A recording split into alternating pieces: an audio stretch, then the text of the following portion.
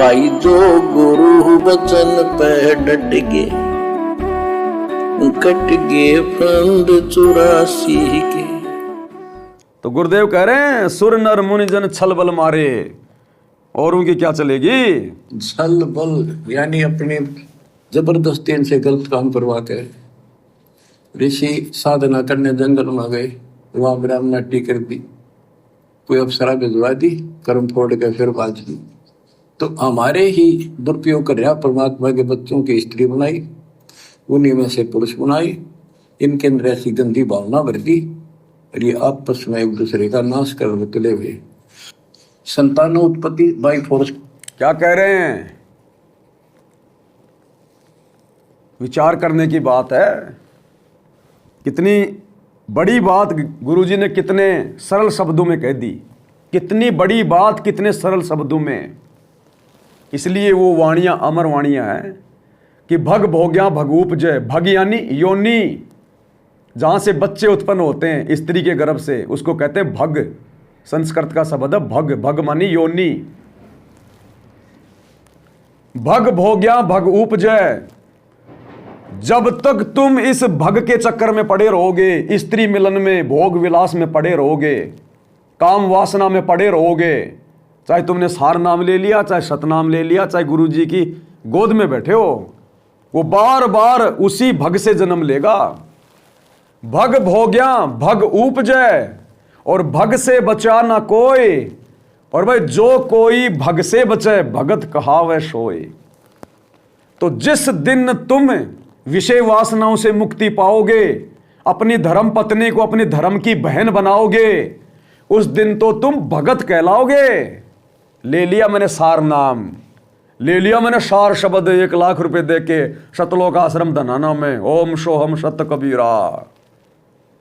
अभी तो तू भगत भी नहीं है, भगत भी।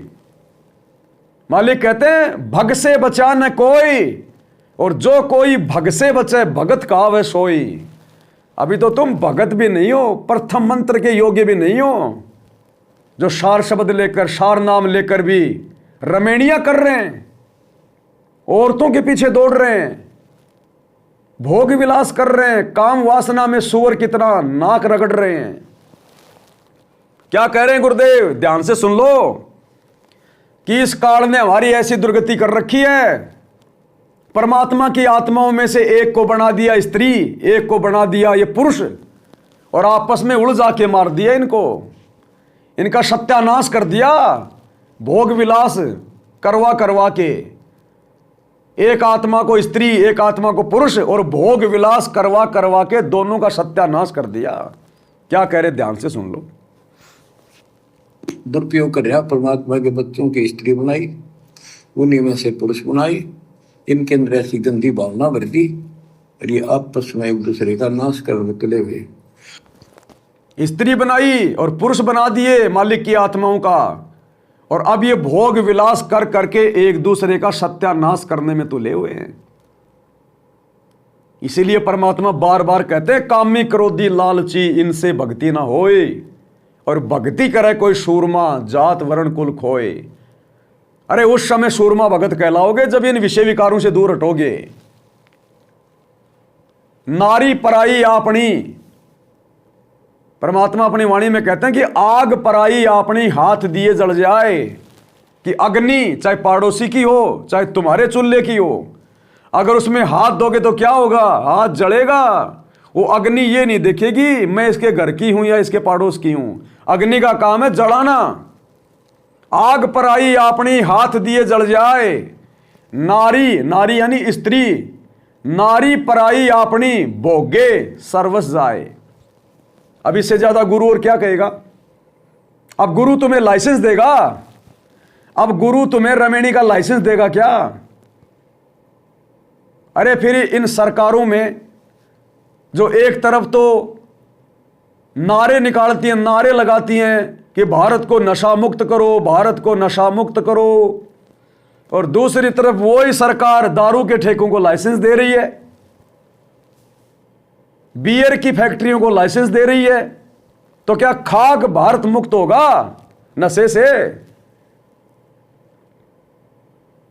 तो इसी प्रकार तुम्हारा गुरु तुम्हारे को एक तरफ तो मुक्ति की गारंटी दे रहा है और दूसरी तरफ तुम भोग विलास में जकड़े हुए हो। क्या खाक मुक्त हो जाओगे तुम? ये शब्द कहने वाला, ये वाणियां कहने वाला गुरु तुम्हें रमेणी की इजाजत देगा क्या? तुम्हें शादी करने की इजाजत देगा क्या?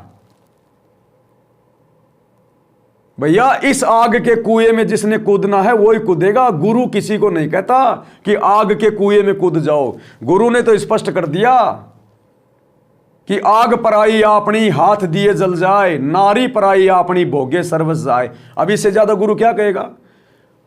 अरे जब तू रमेणी करेगा, शादी करेगा, तो वो लड़की तेरी औरत हुई ना। और गुरु ने क्या कह दिया कि नारी पराई अपनी भोगे सब कुछ जाए। तो गुरु तुम्हारी भक्ति बर्बाद करवाने आता है रमेणी करवा के, या गुरु तुम्हारी भक्ति जो है वो बल्कि बनवाने आता है काम वासना से दूर करके? तो ये कॉमन सेंस की बात है। गुरु खुल के नहीं कहेगा कि रमेणी मत करो, शादी मत करो। गुरु केवल अपना विधान बताएगा और जो इसको समझेगा वही तो भक्ति मार्ग पे सफल होगा। कि शब्द सैन सतगुरु की पहचान है, वो पावे अटल सुहाग रे। जो संकेतों को समझ के भक्ति करेगा और विषय विकारों से दूर होकर रहेगा वही तो अटल सुहाग यानी सतलोक को पाएगा। बाकी गुरु मना नहीं करेगा भैया, गुरु मना नहीं करेगा। ये कॉमन सेंस की बातें हैं। जिसने अपना सत्यानाश करना हो करो। अरे असंख्य जन्म हो गए यही सत्यानाश करते हुए, असंख्य जन्म। और क्या सेक्स कर लोगे तुम? बड़ा सेक्स के जो है मतलब ठेकेदार बन रहे हैं। दिन में एक बार कर लेगा, 2 बार कर लेगा, इससे ज्यादा तेरी औकात है क्या इंसान? है तेरे से तो वो बंदर अच्छा, वो गधा अच्छा, वो कुत्ता अच्छा, वो भैंसा अच्छा जो एक दिन में कोई 50 बार सेक्स कर लेता है। तेरी तो उतनी भी औकात नहीं है और फिर भी तू अपने कर्म फोड़ रहा है। असंख्य जन्म में तूने किया क्या? गधा बन के, कुत्ता बन के तूने यही तो किया है। और ये 10, 15, 20 साल की उम्र है, इसमें भी तेरे को सेक्स का नशा चढ़ा है। तो फिर गधा ही बनेगा अगले जन्म में। जहां आशा तां बासा होई, मन कर्म वचन सुमरियो सोई। तो गुरु भाई संकेत करेगा। गुरु ने कह दिया जब तक ये स्त्री मिलन नहीं छोड़ोगे, काम वासना दिलो दिमाग से नहीं निकालोगे, तब तक तो तुम भगत भी नहीं बनते। भग भोग्या भग उपजय, भग से बचा न कोई, जय कोई भग से बचे, भगत कावश होए। और तुम सार नाम लेके, सतनाम लेके तुम लोग रमणीय कर रहे हो, तुम तो भग की तरफ भग रहे हो। अरे तुम तो भोग विलास की तरफ भग रहे हो। और गुरु कह रहा है कि जब तक भोग विलास नहीं छोड़ोगे तुम तो भगत भी नहीं कहलाओगे। तो तुम क्या खाक समझे अपने गुरु जी का ज्ञान, गुरु जी का सत्संग? कई लोग तो नाम दीक्षा ही केवल भग भोगने के लिए कर रहे हैं, रमणीय करने के लिए नाम दीक्षा ले रहे हैं। उनको पता ही नहीं मोक्ष क्या है, भक्ति क्या है। इसलिए गुरु हिसार जेल में जाके बैठा कि 30 साल में जितना समझा दिया वो कोई समझ भी रहा कि नहीं समझ रहा, या सारे ही गांधारी बन के चल रहे हैं। वो देखने के लिए गुरु ने हमें अपने से दूर किया है। और ये मुट्ठी भर केवल सत्सेवक बाहर निकल के आए हैं, बाहर निकल के, बाकी सब उसी गंदी प्रोसीजर में सड़ रहे हैं। स्पष्ट कर दिया गुरु ने कि काल ने मेरी आत्माओं का सत्यानाश कर दिया। एक को बना दिया पुरुष, एक को बना दिया स्त्री, और आपस में उनमें ऐसी वो गंदी भावना भर दी, सेक्स के माध्यम से एक दूसरे का सत्यानाश कर रहे हैं। तो गुरु तुम्हें रमणी का तुम्हें मतलब कि पट्टा देगा, तुम्हें सर्टिफिकेट देगा गुरु बना के रमणी करो। संकेतों को समझना पड़ेगा। गुरु तो भैया तुम गोबर खाओगे तो भी मना नहीं करेगा, क्या खाना है गुरु ने वो भी बता दिया। अब अगर तुम मांस खाओगे, मिट्टी खाओगे तो गुरु मना नहीं करेगा। काल ने यही तो कहा था, जबरदस्ती ना करना, केवल अपना ज्ञान देना, अपना विधान बताना। जो समझ जाए वो आपका, जो नहीं समझे वो मेरा। तो गुरु शरण में आने के बाद भी जो गुरु की मर्यादा में नहीं है, वचन में नहीं है, वो काल का है। काल का भले अपने आप को भगत समझता रहे हो, वो काल का है।